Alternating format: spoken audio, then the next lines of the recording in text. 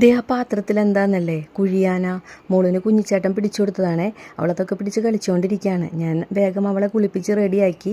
കാരണം നമുക്ക് കല്യാണ വീട്ടിലേക്ക് പോകേണ്ടതാണ്. ചേട്ടൻ്റെ പെങ്ങളുടെ മോളുടെ കല്യാണമാണ്. അപ്പോൾ കാറ്ററിങ് നമ്മുടെ വീട്ടിലാണ്.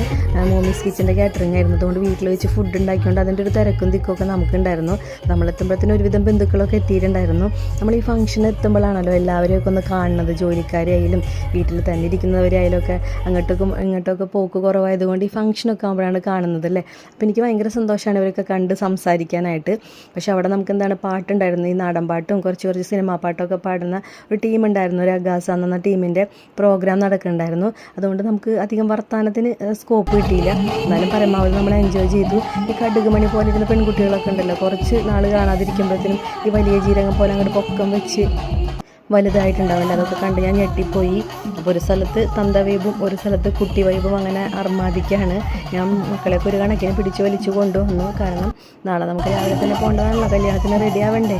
ഈ 3 എണ്ണത്തിനെയും അച്ഛനൊക്കെ റെഡിയാക്കേണ്ടതല്ലേ. അപ്പോൾ ബാക്കി വിശേഷങ്ങൾ അടുത്ത വീഡിയോയിൽ കാണാം. Bye, thank U.